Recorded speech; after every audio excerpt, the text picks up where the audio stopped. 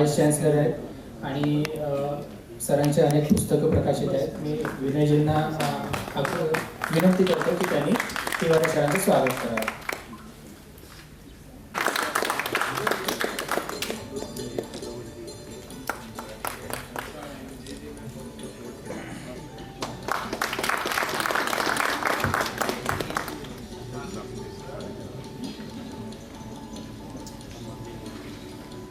आपण या सत्रामध्ये काही वरिष्ठ अभ्यासकांचा सत्कार करणार आहोत, तर त्याच्यासाठी मी विनयजींना विनंती करतो की त्यांनी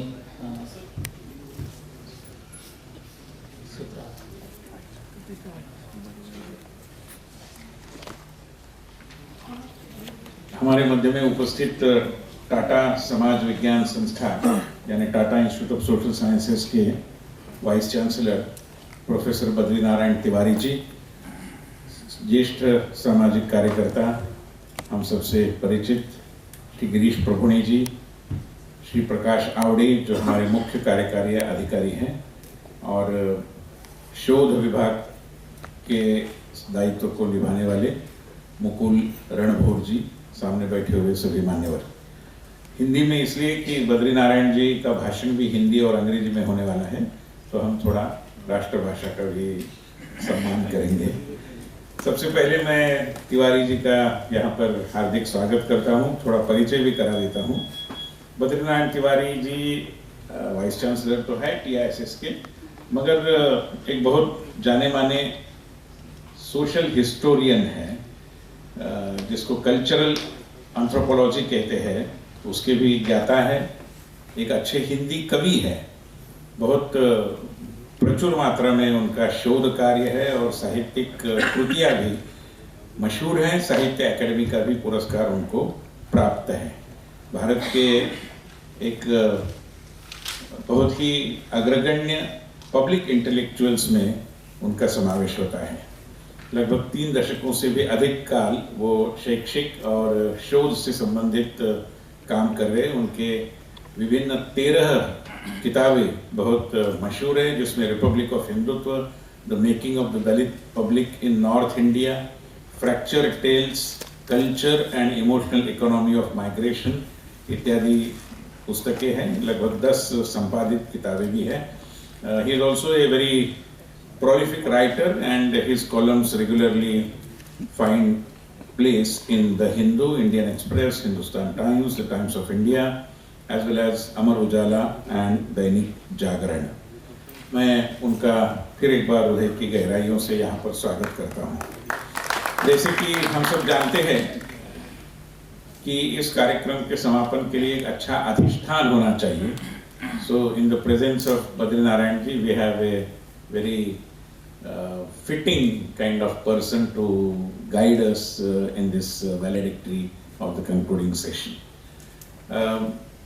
उनकी उपस्थिति का लाभ लेकर हम कुछ हमारे में से जो वरिष्ठ ऐसे और जिन्होंने केवल अपने अपने क्षेत्र में काम किया है ऐसा नहीं, मगर शोध भी किया है, ऐसे हमारे ही वरिष्ठ जनों का सम्मान भी करने वाले हैं। उसमें सबसे पहले है स्वाभाविक रूप में श्री गिरीश प्रभुणे जी, जिनको हम सब जानते हैं। और प्रभुणे जी, जैसे मैंने सुबह भी कहा कि एक सामाजिक कार्यकर्ता भी किस पद्धति से गहराई से शोध कर सकता है, इसका उदाहरण गिरीश प्रभुणे जी ने प्रस्तुत किया है।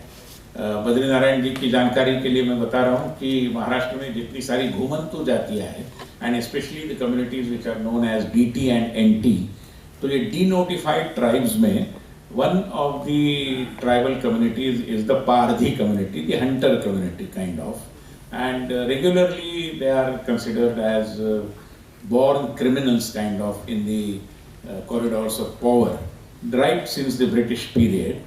So the contribution of Girish Prabhune ji is to not only work amongst the Pardhi community but also to document. और उन्होंने पारधी नाम की मराठी में बहुत ही सुंदर किताब लिखी है, जिसकी मशहूर भी है, जिसकी काफ़ी चर्चा भी है। और आजकल वो महाराष्ट्र में पिंपरी चिंचवड़ में पारधी और अन्य ऐसी जो घुमंतु या DT NT समुदाय की प्रजातियां हैं, उनकी नई पीढ़ी को नई तकनीक के साथ जोड़ने के लिए एक गुरुकुल चलाते हैं। पुनरुत्थान गुरुकुल उसका नाम है। और कई सारे ऐसे समाजों के बच्चे वहाँ पर है जो प्रभु ने गुरु जी के हाथों अपने जीवन को एक नया आकार देने के काम में लगे हुए हैं। इसके अलावा क्रांतिवीर चाफेकर स्मारक समिति से भी मतलब उसकी स्थापना से लेकर गिरीश जी जुड़े हुए हैं। मैं मानता हूं कि हम सब जानते ही है कि वो पद्मश्री पुरस्कार से अलंकृत है। मैं बद्रीनारायण जी को अनुरोध करता हूं कि वो प्रभुनी जी का सम्मान करें।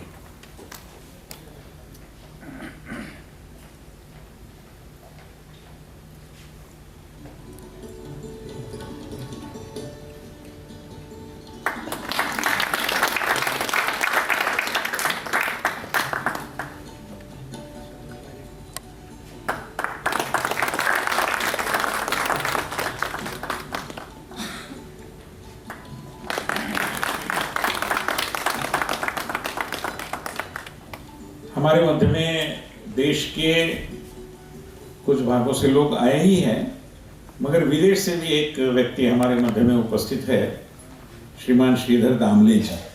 श्रीधर दामले जी की खासियत ये है कि वैसे तो वो देखने के लिए, समझने के लिए एक बैंक एम्प्लॉई है। महाराष्ट्र से गिरगांव में रहते थे। आज से लगभग 50 साल पहले वो यूएस गए और शिकागो में वो रहते हैं।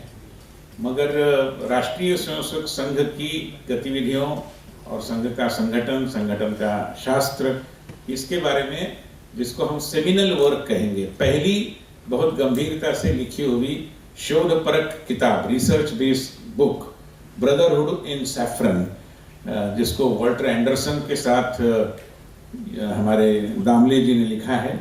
तो उस किताब के बाद भी उनका कुल मिलाकर संशोधन हमेशा चलता रहा, शोध कार्य चलता रहा। संघ के विभिन्न आयामों को पश्चिम के पाठकों के सम्मुख अंग्रेजी भाषा में लाने का काम उन्होंने किया है। वो एक अच्छे स्वयंसेवक हैं संघ के अन्य गतिविधियों में, और संघ का जो अभिलेखागार चलता है, आर्काइव, उसका उपयोग करते हुए एक ऑथेंटिक शोध के लिए उपयुक्त सामग्री बनाने में श्रीधर दामले जी का बहुत बड़ा योगदान है। मेरा उनका एक और व्यक्तिगत संबंध इस तरीके का है कि वो शिकागो में रहते हैं, और जब मैं अर्बाना शैम्पेन में एक फेलोशिप लेकर 1 साल के लिए पढ़ने के लिए गया था, तब मेरे लोकल गार्डियन के रूप में श्रीधर दामले जी और उनकी पत्नी ने काम किया। मैं श्रीधर जी को अनुरोध करता हूँ कि आप ऊपर आकर एक सम्मान का स्वीकार करें और तिवारी जी उनको सम्मानित करें।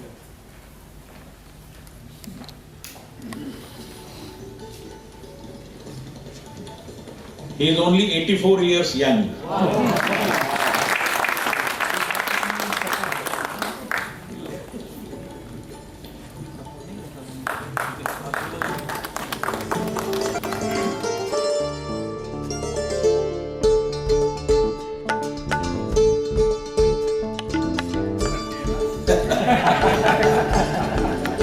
वो नारियल होता है, ये श्रीफल है।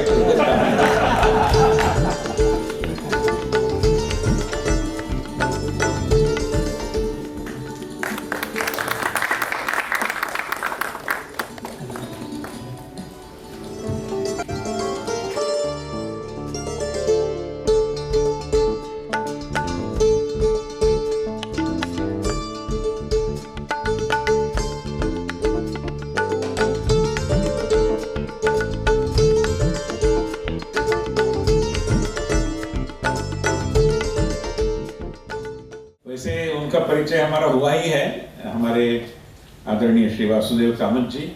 मगर कामत जी को हम सम्मानित इसलिए भी करना चाहते हैं कि उनको अभी अभी पद्मश्री से अलंकृत किया गया है। और यहाँ पर परिसर में जो घूमे होंगे इसके पहले, तो संघ के संस्थापक पूजनीय डॉक्टर हेडगेवार और पूजनीय गोळवलकर गुरु जी के पूरे आदमकद पोर्ट्रेट बनाने का काम कामत जी ने बड़े प्रेम से और सम्मान से किया है। कामत जी यही रहते हैं मीरा भाईंदर में, तो प्रबोधिनी का उनका एक और भी अलग तरीके का रिश्ता है। संस्कार भारती के आप अध्यक्ष भी हैं, जाने माने कलाकार तो है ही। नानाजी देशमुख के द्वारा चित्रकूट में चित्रकूट में जो राम कथा वहाँ पर दीवारों पर सज्जित है, वो राम कथा भी इनकी कला का आविष्कार है। आइए।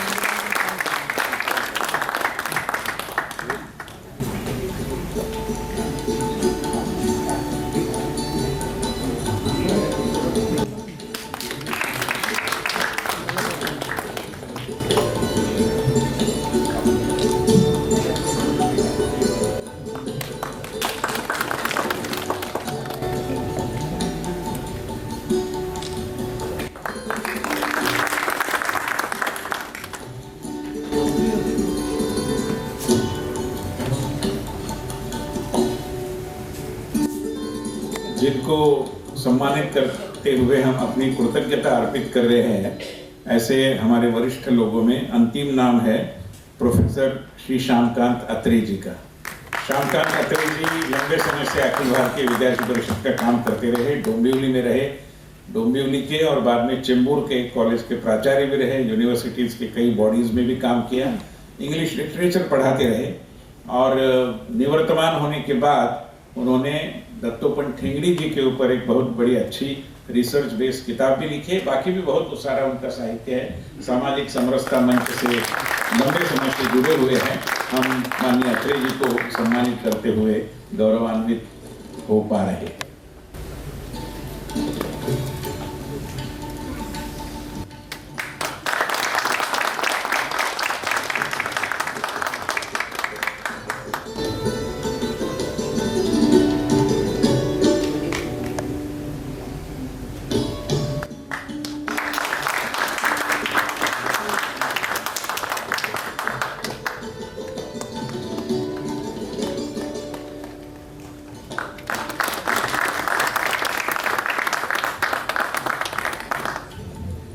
धन्यवाद। Before I invite Professor Badri Narayan ji to address us, मैं केवल 2-3 बिंदु आपके सम्मुख रख रहा हूँ।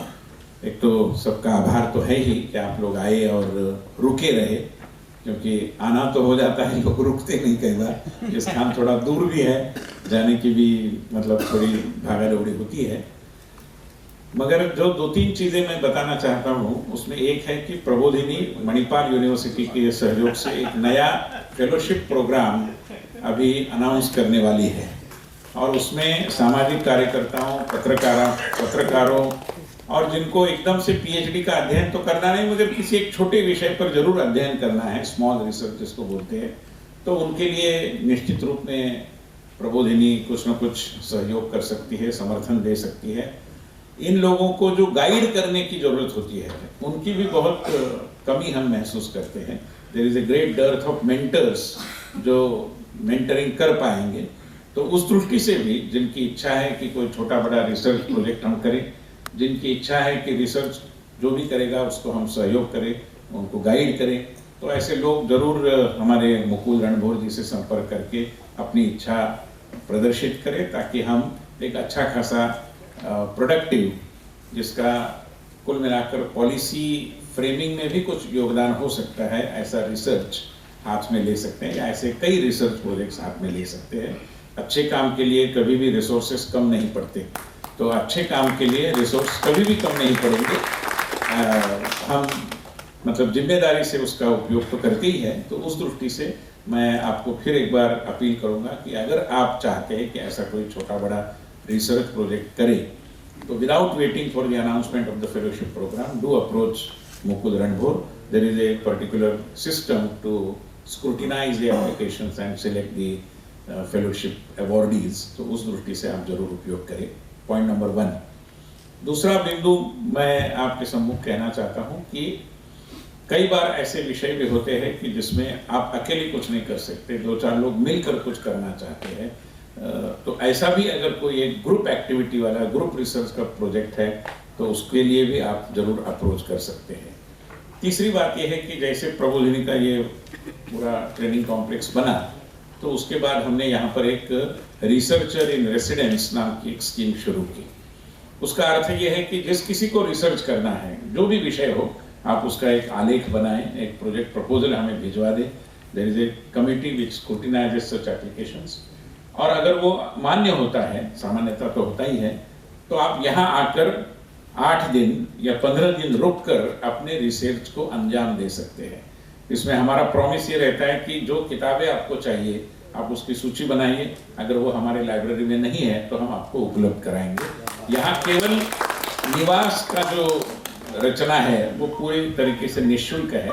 खाने का खर्चा कहीं भी हम जाते हैं तो करती ही है, तो उतना ही केवल आपको खर्चा करना पड़ेगा। Otherwise the computer facility, the library end of course the accommodation is completely free of charge. Researcher in residence, इसके पहले यहाँ पर महाराष्ट्र के जाने माने agro economist doctor S.H. Deshpande, सह देशपांडे, महाराष्ट्र की एक जाने मानी साहित्यकार प्रतिभा रानडे, ऐसे कई लोगों ने यहाँ आकर अध्ययन किया है। तो आप में भी भविष्य के देशपांडे, रानडे, इस तरीके के लोग हैं। मैं उम्मीद करता हूँ कि आप जरूर इसका भी लाभ लेने के लिए तत्पर रहेंगे।